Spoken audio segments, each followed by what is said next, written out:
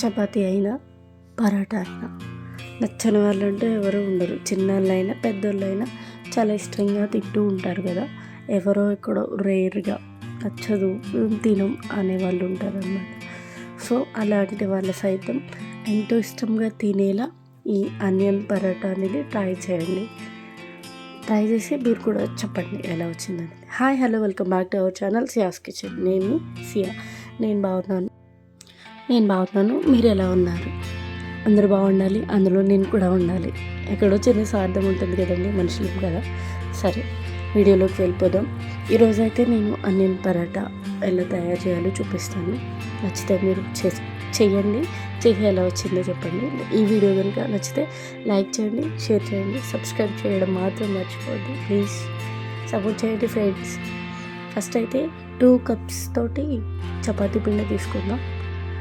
చపాతీ పిండి అయితే హెల్త్కి మంచిది కాబట్టి చపాతీ పిండి తీసుకుందాం. తర్వాత కొంచెం మన రుచికి సరిపడినంత సాల్ట్, ఒక పించ్ ఆఫ్ సోడా వేసుకొని అందులోనే 2 స్పూన్ ఆయిల్ వేసుకొని మనం బ్రెడ్ పొడిని ఎలా కలుపుకుంటామో ఆ టెక్స్చర్ వచ్చేట్టుగా కలపాలన్నమాట. అలా కాకుండా ఆయిల్ వేసుకున్న వెంటనే వాటర్ వేసేసుకుని కలిపేసుకుంటే ఆయిల్ అనేది పిండిలో మిక్స్ అవ్వకుండా ఉంటుంది. సో ఆయిల్ వేసుకుని బాగా కలుపుకున్న తర్వాత వాటర్ కూడా ఆయిల్ వేసుకొని బాగా కలుపుకున్న తర్వాత వాటర్ అనేది కొంచెంగా యాడ్ చేసుకుంటూ మిక్స్ చేసుకుంటూ ఉంటే పిండి ముద్దయిపోకుండా ఉంటుంది, అలాగని గట్టిగా అవ్వకుండా ఉంటుంది అనమాట. స్మూతీ టెక్స్చర్లో మనకి చపాతీలు అనేవి పరాటాలు అనేవి వస్తాయి. సో నేనైతే కొంచెం వాటర్ వేసుకుంటే 2 cupsకి 1 cup పట్టింది నాకు. వాటర్ అయితే మెజరింగ్ చెప్తున్నాను నేను. 2 cupsకి 1 cup ఆఫ్ వాటర్ పట్టింది. అలా వేసుకున్న తర్వాత ఈ టెక్స్చర్లో వచ్చింది. దీన్ని ఇంకా గట్టిగా అంటే ఒత్తుతూ కలుపుతూ ఉంటే స్మూతీ టెక్స్చర్ అనేది వస్తుంది. చూపిస్తున్నాను కదా. నేనైతే ఇంకెక్కువ పిండి కూడా యూస్ చేయలేదండి. ఆ 2 cups ఈ 1 cup వాటర్ కరెక్ట్గా సరిపోయింది. సో ఇలా వచ్చిందనమాట నాకైతే. చపాతీ పిండి కలిపేటప్పుడు స్మూత్గా రావాలి అని అనుకుంటే ఎంత ఒత్తితే అంత స్మూతీ టెక్స్చర్ అనేది వస్తుంది. ఇది ఒక టిప్ కింద కూడా మీకు యూజ్ అవుతుంది. సో నేను కలిపేసుకున్న తర్వాత ఇలా బౌల్స్ కింద చేసేసుకున్నాను. కొంచెం మందంగానే తీసుకున్నాను నాకైతే. అలా తీసుకున్న తర్వాత దాని మీద ఒక తడి క్లాత్, వెట్ క్లాత్ తీసుకుని కప్పేసి ఒక 1/2 hour పక్కన పెట్టేయండి. ఈలోపు మనం ఆనియన్స్ని ఫ్రై చేసుకుందాం. రండి మళ్ళీ ఇక్కడికి. సరే, గ్యాస్ వెలిగించి పాన్ పెట్టుకొని దాంట్లో 2 స్పూన్స్ ఆయిల్ వేసుకుందాం. ఎక్కువ కూడా అవసరం లేదు, 2 స్పూన్స్ ఆయిల్ వేసుకుందాం. ఎక్కువ ఆయిల్ లేకుండా మనం పరాటాలు అనేది నేను చేశాను ఈరోజు. మీరు కూడా చేయండి. డైట్ లెవెల్ కూడా తిన్నా ఏం ప్రాబ్లం ఉండదండి. అంత తక్కువ ఆయిల్తో చేశాను నేనైతే. 2 స్పూన్స్ ఆయిల్ వేసుకొని అందులో ఒక కప్పు ఆనియన్స్ వేసుకున్నాను నేను. ఇందాక ఏ కప్ అయితే తీసుకున్నానో ఇప్పుడు కూడా అదే కప్తో ఆనియన్స్ వేసుకున్నాను. అందులోకి ఉల్లిపాయ తరుగు, పచ్చిమిరపకాయల తరుగు, అల్లం తరుగు కూడా వేసుకున్నాను. అల్లం పేస్ట్ అయితే వేయలేదు, కానీ అల్లం ముక్కల కింద చేసి వేసుకున్నాను. అందులోకి క్యారెట్ తరుగు కూడా వేసుకున్నాను అనమాట. ఇన్ని తరిగిన తర్వాత కరివేపాకు తరగకుండా ఉంటే పెద్దగా కనిపిస్తాయి కదా. సో అందుకని కరివేపాకు కూడా తరిగేసే వేసాను. చూడండి, అన్నీ తరిగాను, అది కూడా తరిగాను అనమాట. అదిగోండి ఫైనల్ టచ్. కరివేపాకు కూడా తరిగేసి వేసుకొని శుభ్రంగా వేపడం స్టార్ట్ చేసాను. 2 minutes మగ్గించండి, అలా సరిపోతుంది. తర్వాత మసాలాలు అనేవి వేసుకుందాం. మసాలాలు అంటే ఏవో స్పైసీ ఐటమ్స్ అనుకుంటారేమో, అలాంటివి ఉండవు.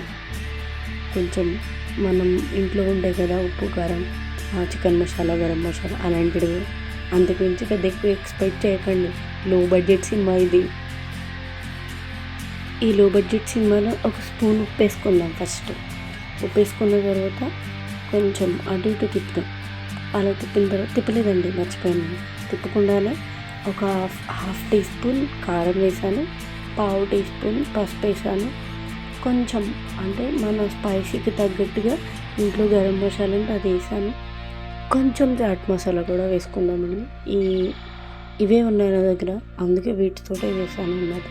ఇవి వేసుకుని మనం ఒకసారి మొత్తం అంతా ఈ ప్రాసెస్ని అంతా ఉల్లిపాయలంతా కూడా బాగా కలుపుకున్నాం అనమాట. లేదనుకో మసాలాలు మాడిపోయే ప్రమాదం ఉంది.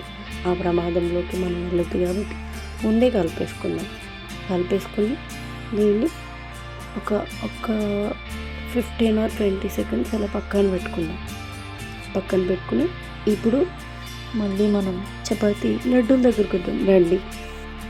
ఈ మిశ్రమం పూర్తిగా చల్లారేలోపు 1/2 hour కూడా కంప్లీట్ అయిపోతుంది. సో ఇప్పుడు ఈ తడి క్లాత్ని తీసి పక్కన పెట్టి మనం ఒక బౌల్ తీసుకొని ఒత్తితే అది మెత్తగా ఉంటుందన్నమాట. సరే ఎలా అయ్యిందో ఈ కన్సిస్టెన్సీకి వచ్చిందంటే చపాతీ అయినా పరాటా అయినా సరే స్మూత్గా ఉంటుంది. సో దాన్ని ఇలా ఒక ప్రమిదిలా తీసుకొని అందులో మనం ఇప్పుడు స్టఫ్ పెట్టి మంచిగా క్లోజ్ చేయాలి. చూడండి నేను ఎలా చేశాను. క్లోజ్ చేసినప్పుడు అటు ఇటు అయితే దాని లోపల ఉండే స్టఫ్ బయటకు వచ్చి మన పరాటా అనేది విరిగిపోయే ఛాన్సెస్ ఉన్నాయన్నమాట. సో క్లోజ్ చేసినప్పుడే నీట్గా క్లోజ్ చేయండి. కొంచెం చపాతీ ముద్దని థిక్గా తీసుకున్నా పర్వాలేదు, ఎందుకంటే మనం చపాతీ చేసేటప్పుడు అది అలా సాగుతూ ఉంటుంది కదా, తిన్ అయిపోతుంది అన్నమాట. సో నేను కొంచెం థిక్గానే తీసుకున్నాను. అందులో స్టఫ్ కూడా కొంచెం ఎక్కువనే పెట్టాను అన్నమాట. పెట్టి నేను చపాతీ చేసినప్పుడు కొంచెం థిన్గా చేసుకున్నాను. మీరు కూడా అలా చేయండి. ఈ చపాతీ పరాటా అంటే చాలా పని ఉంటుందేమో, ఎక్కువ ప్రాసెస్ ఉంటుందేమో అని అనుకోవద్దు. చాలా ఈజీగా చేసుకోవచ్చు. తక్కువ ఇంగ్రీడియంట్స్తో చేసుకున్న, తక్కువ ఆయిల్ లెస్ ఆయిల్తో చేసుకున్న చాలా హెల్తీగా ఉంటుంది. అండ్ 1కి 2, 2కి 3 కూడా తినే ఛాన్సెస్ ఉంటాయి. పిల్లలు కూడా చాలా ఇష్టంగా తింటారు. పెద్దవాళ్ళతో కూడా పెద్ద ప్రాబ్లం లేదు, ఎందుకంటే మనం ఇందులో ఆలు వాడలేదు, ఇంకా వేరే ఇంగ్రీడియంట్స్ కానీ సాసులు కానీ ఏం యూస్ చేయలేదు కాబట్టి ప్రతి ఒక్కరు తినేలానే ఉంటాయి అన్నమాట.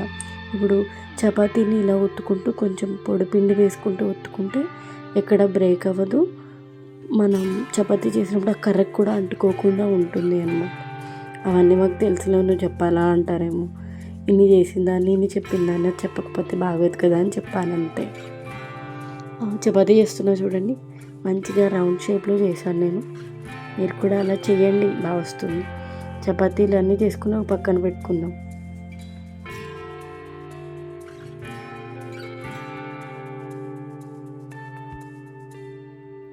ప్రతి చపాతీని ఇలా చేసుకున్నాను. దేవుని దయ వల్ల స్టఫింగ్ ఏమీ బయటకు రాలేదు, అంత బాగానే వచ్చింది. కొంచెం ఆయిల్ ఉంటుంది కదా, అది కొంచెం బయటకు వచ్చింది అంతే తప్ప స్టఫ్ అనేది నాకు ఎక్కడ బయటకు రాలేదు. సో అన్నీ చేసేసుకొని ఒక పక్కన పెట్టుకున్నాను. ఈలోపు పాన్ గ్యాస్ మీద పెట్టుకొని దాన్ని బాగా వేడి చేసుకున్నాం. నన్ను కానీ నా పాన్ కానీ తిట్టకండి, అది ఎప్పుడుదో పాతి. కానీ దాంట్లో చపాతీలు చేసినా రోటీలు చేసినా బాగా వస్తాయి, ఇక్కడ మాడిపోవు, కింద పిండి కూడా అంటుకోదు కదా అని అదే యూస్ చేస్తాను అనమాట. పాన్ వేడెక్కిన తర్వాత దానిపైన పరాటాను వేయండి. ఇలా అది వేసి, అది కొంచెం వేడిగా ఉంటుంది కాబట్టి కింద నుంచి కాలుతుంది, పైన వైట్గా వస్తుంది. అప్పటి వరకు కూడా మీరు దాన్ని కాల్చుకుండి దానిపైన ఆయిల్ వేయొద్దు. అది వైట్కి వచ్చిన తర్వాత ఆయిల్ వేస్తే చాలా బాగుంటుంది. ఇలా రావాలన్నమాట. ఇలా వచ్చిన తర్వాత మనం ఇప్పుడు ఆయిల్ వేసుకుని టర్న్ చేసుకోవచ్చు. రెండు వైపులో కూడా గోల్డెన్ బ్రౌన్ కలర్లో కాల్చుకుంటే పరాటా టేస్ట్ అనేది చాలా బాగుంటుంది. నేను ఫ్లిప్ చేశానండి ఇప్పుడే. రెండు వైపులో గోల్డెన్ బ్రౌన్ కలర్లో కాల్చుకోండి. దాన్ని ఏ కర్రీస్ తోటి తినవలసిన అవసరం ఏం లేదు. కొంచెం మన దగ్గర ఉన్న ఆనియన్స్ని నీట్గా స్లైసెస్ కింద కట్ చేసుకొని సర్వ్ చేసుకుంటే దానికి మించింది ఇంకేమీ ఉండదు. ఈ వీడియో కనుక మీకు నచ్చినట్లయితే, అలాగే మరిన్ని వీడియోల కోసం మీ ముందుకు నేను రావాలి అంటే లైక్ చేయండి, షేర్ చేయండి, సబ్స్క్రైబ్ చేయండి, మర్చిపోవద్దు ప్లీజ్ ఫ్రెండ్స్. నన్ను సపోర్ట్ చేయండి, నా ఛానల్ని సబ్స్క్రైబ్ చేసుకోండి. బాయ్.